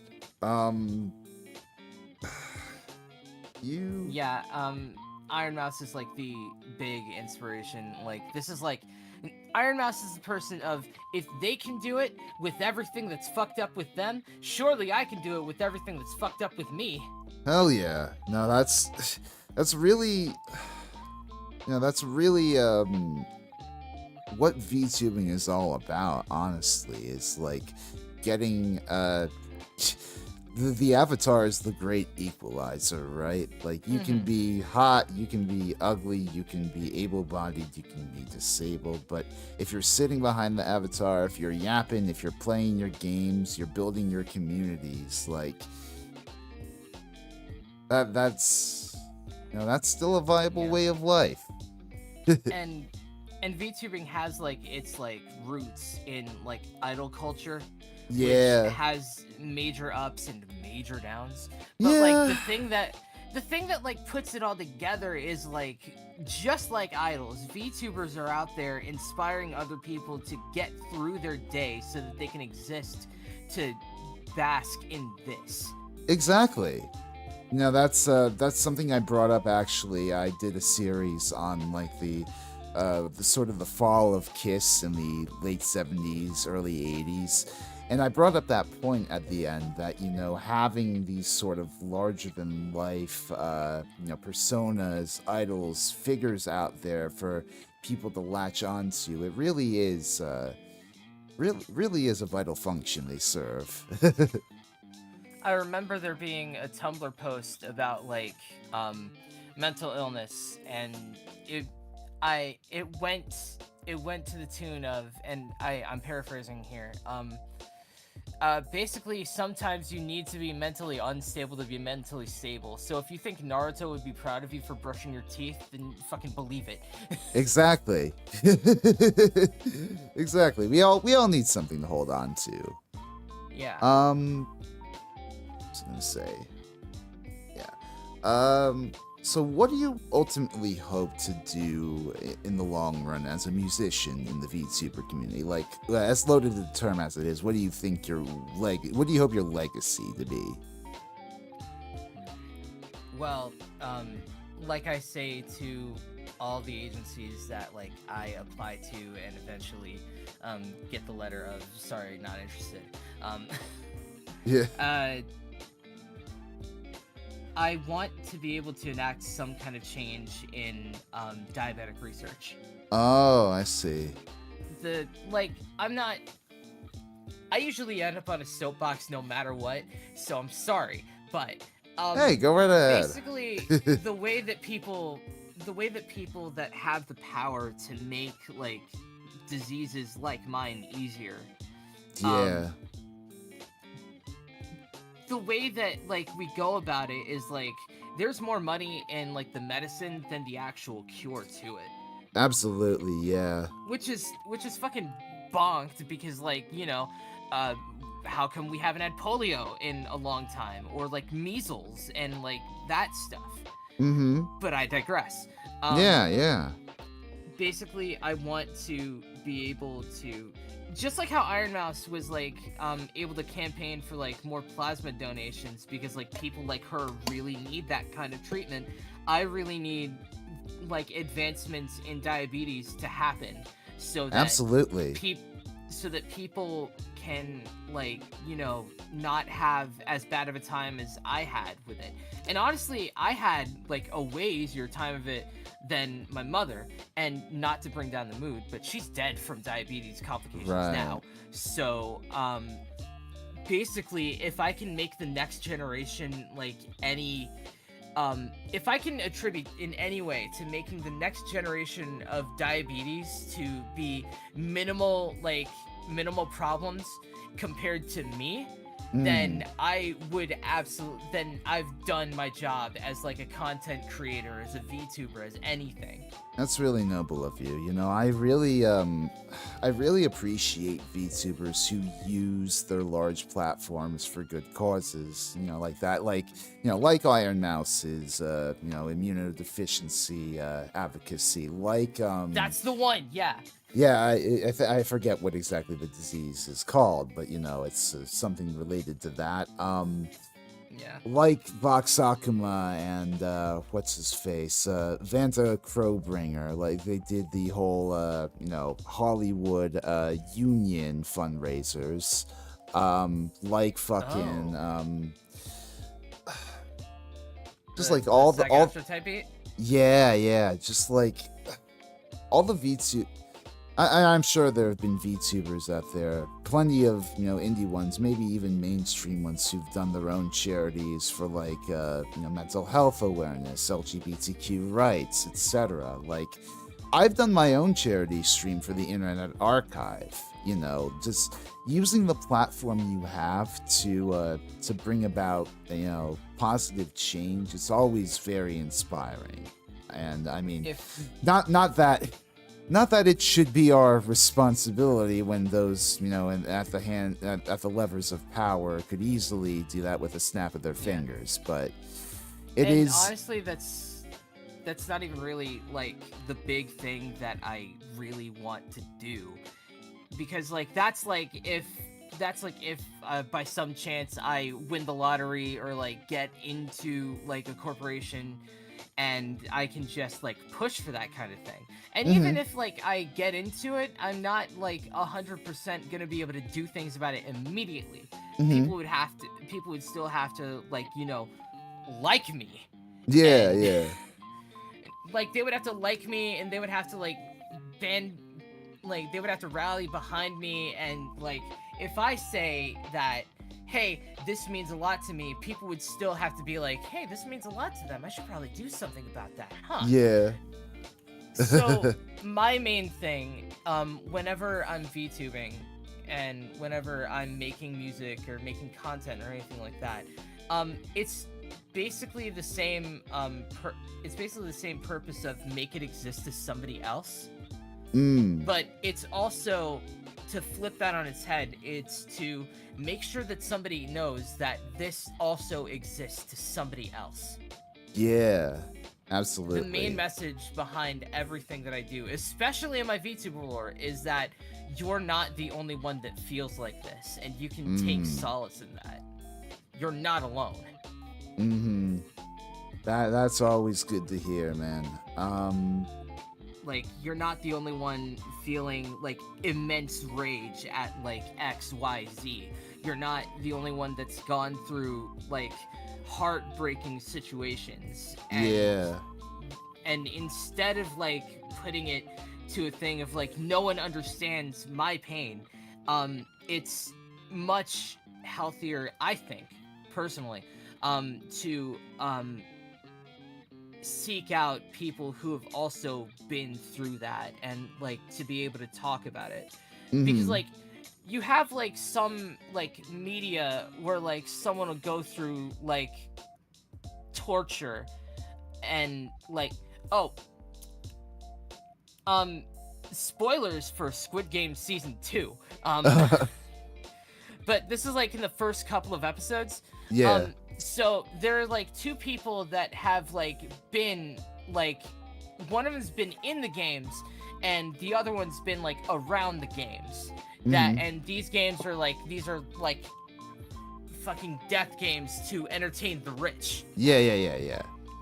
So basically no one understands what these two people are going through, and when they return to Korea from whatever the hell they were doing, they're still back in their lives. But the person who won the game is like trying to set up like this underground thing of, I'm going to stop the games once and for all. And the other one goes to the police because they were tied to the police in the first place. So I was just waiting for these two characters to meet because they're the only two people that really understand what the hell happened to them. And like that's a more extreme version of what I want to achieve as a VTuber, to be able to communicate the idea that like, even if like you've gone through hardship after hardship, there's always going to be someone that understands you. Out of 8 billion people on the planet, there's got to be someone out there that knows how you feel, and you can take solace in that. Absolutely. Do you have any? I know you mentioned you might have wanted to collab with Iron Mouse in that Super Sentai thing. But did you have any? Do you have any other like dream goals or collabs? This is kind of stupid, but like, there's a song off of the worst album Chance the Rapper's ever put out, according to everyone. Called Hot Shower, which is the hit off of that album. I want to, if I were ever to get in a Hololive, I want to do a cover of Hot Shower with Callie. No, not with Callie. I want to do the first 2 verses almost verbatim, and then there's the first feature verse, and then there's a second feature verse. I want to do the first one of like all rap that I've written, and then I want Fuamoko to do whatever the fuck they want with the second feature verse. And then like, and I have this conversation played out in my head. at the end of it, one of them goes bow bow, and I'm like, yeah, and they're like, what? And I thought we were doing gun sounds. Hold on, my battery's about to die. Oh, you're good.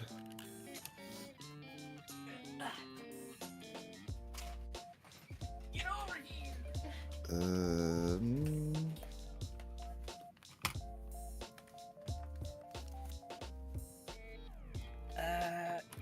Okay. No, that goes behind the screen, sweetie. Ooh.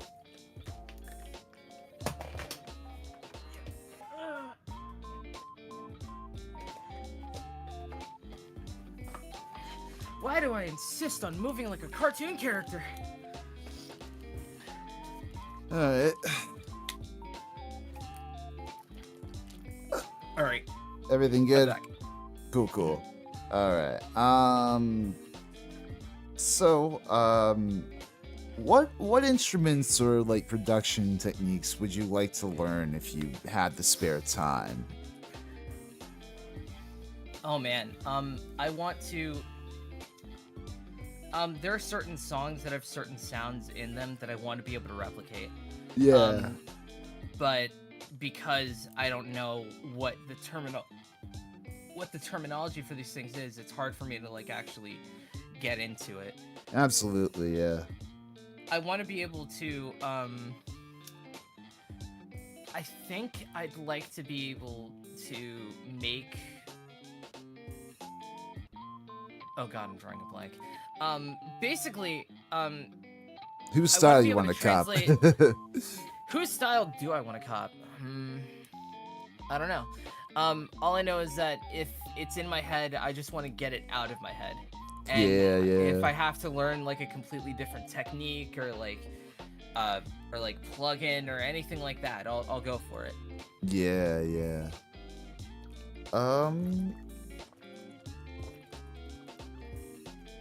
So have you gone to very many concerts in the past? You know, rock, rap, otherwise? Actually, my first concert was, I believe my second anniversary.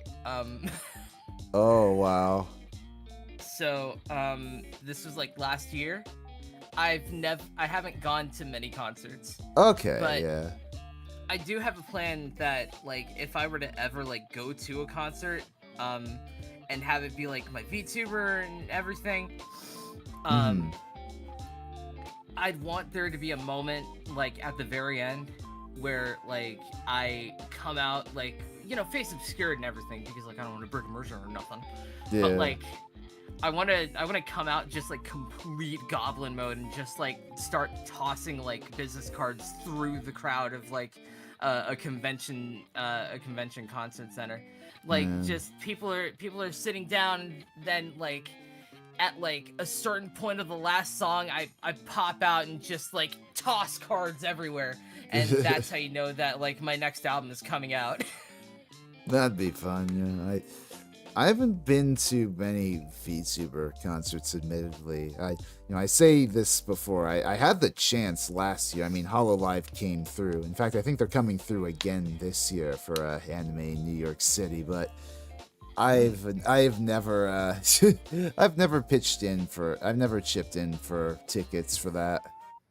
Yeah, I've admittedly never really done like I think there was like one time I did I wanted to show out for like a person that I knew for a convention, but like I kind of have crowd anxiety, and I actually had it before COVID happened. So yeah, there's like a specific kind of crowd that I really don't want to get in the middle of, and it's kind of the one where it's like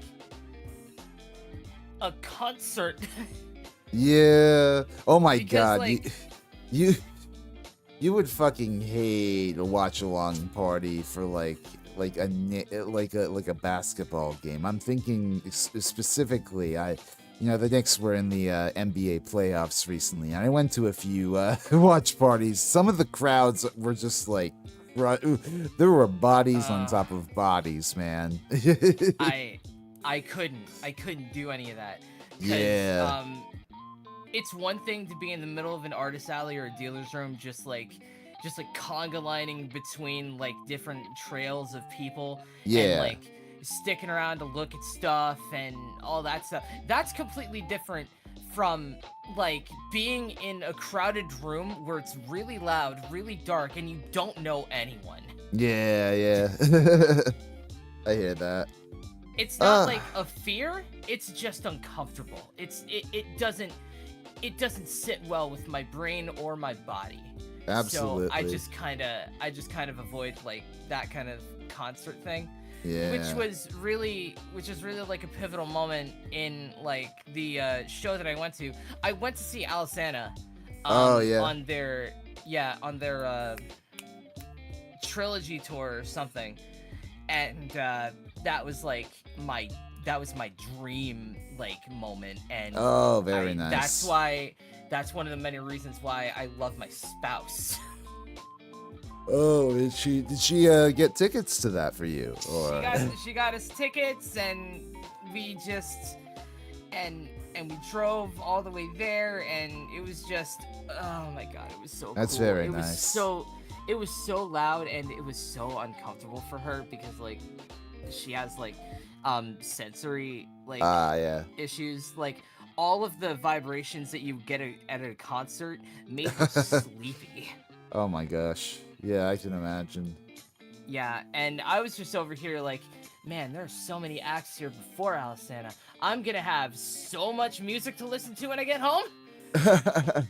Oh yeah, that's the right attitude to take into a concert like that. I remember back when I saw Metallica all the way back in like fucking 2009. Mm.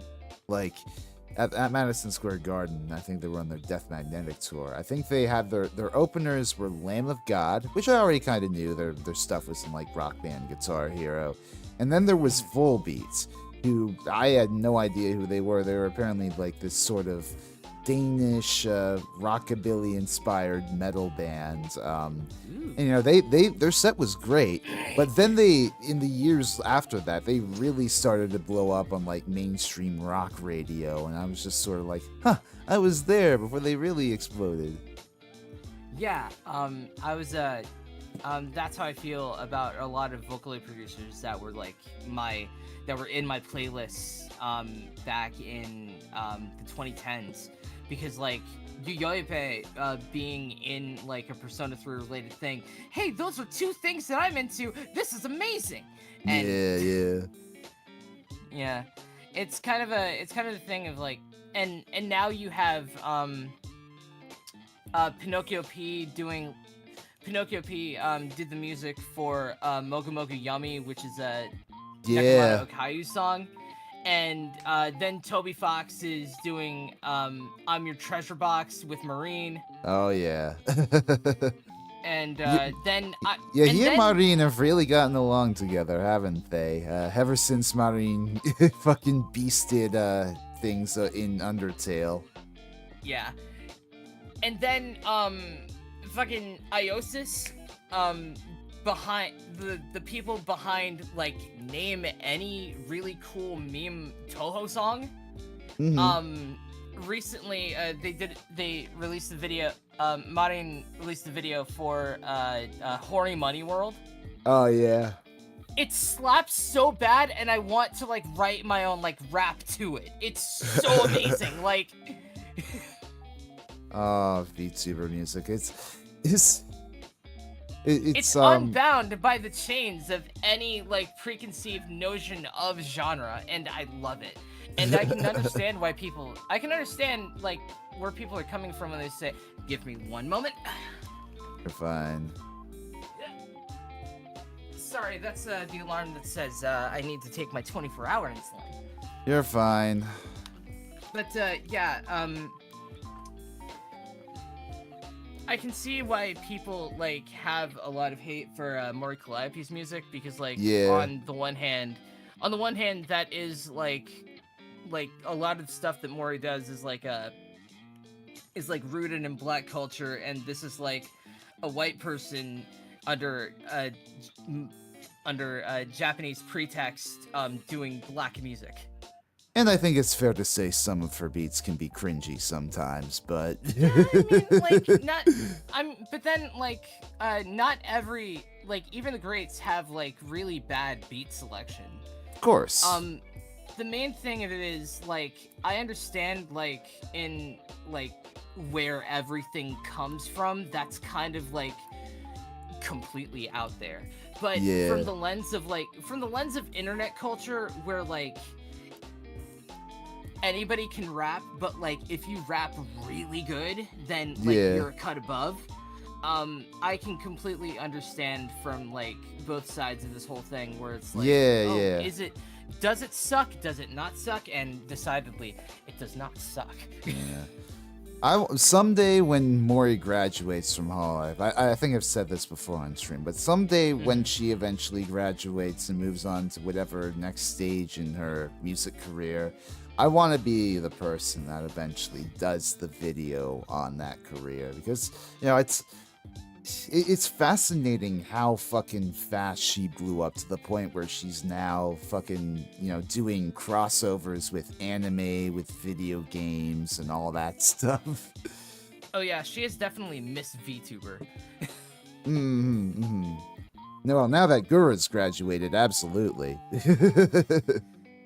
Yeah, that was Lil Miss VTuber.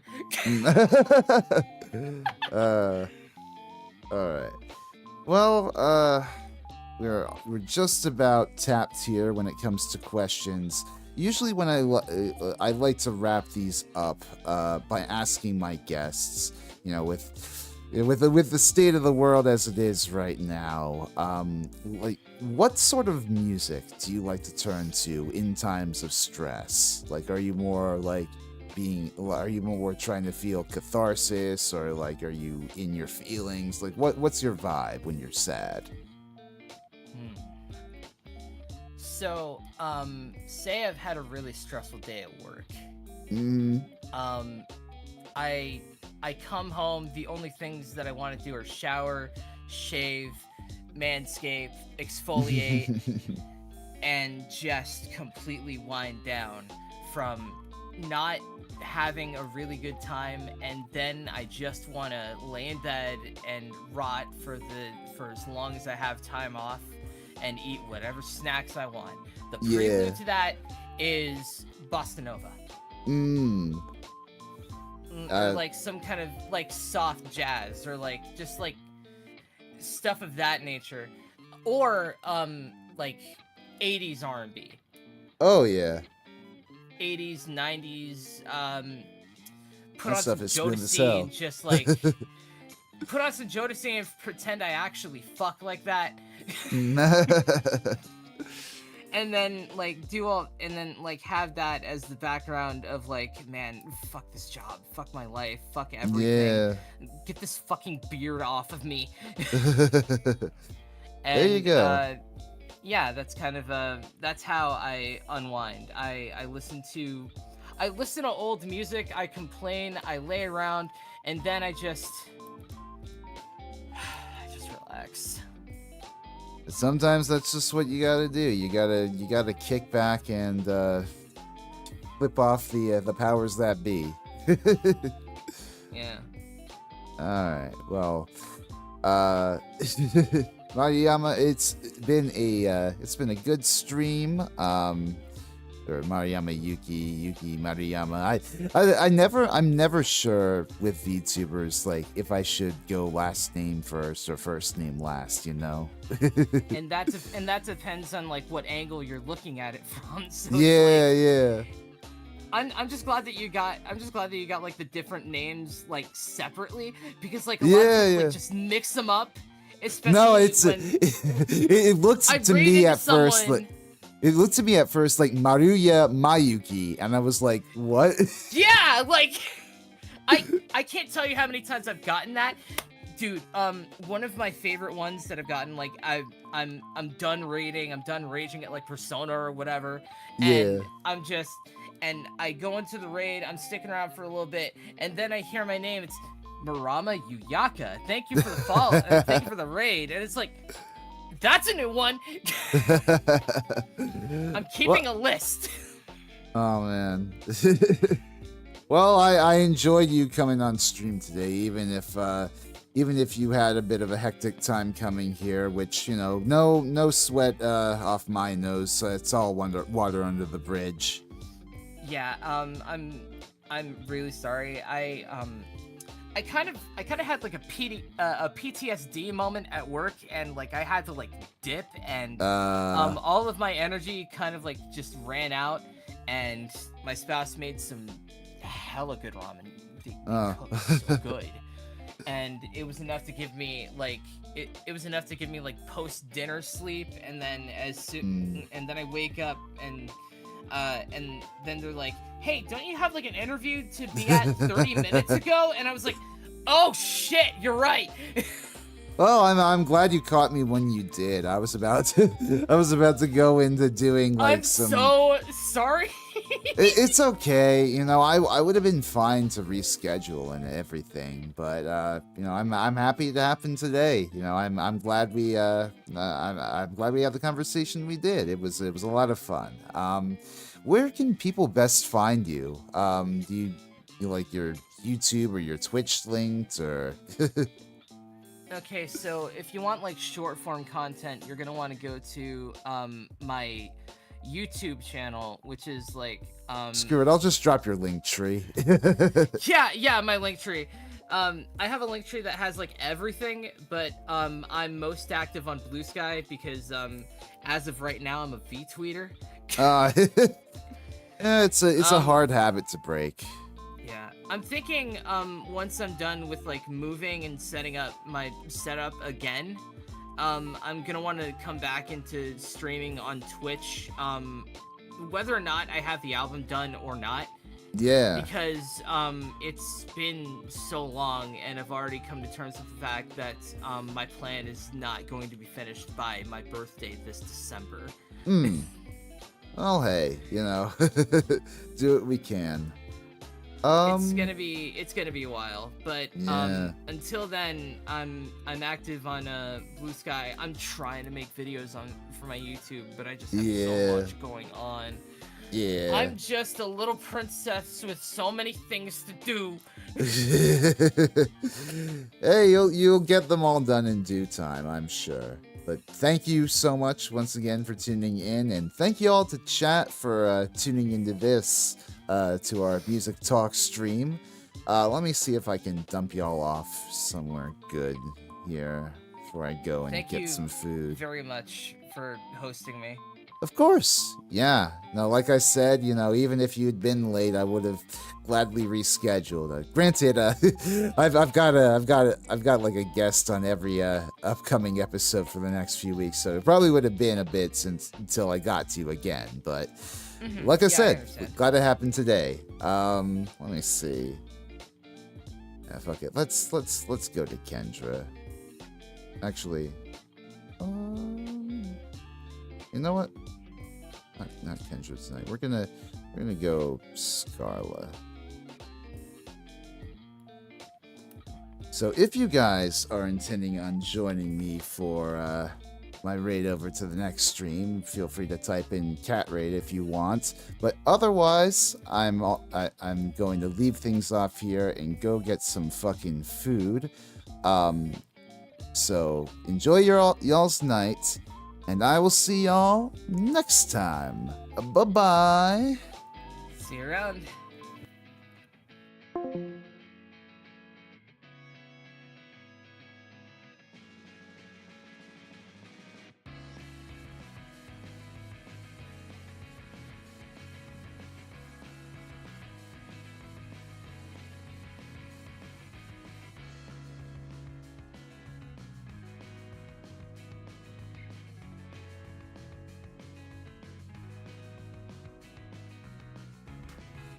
Come.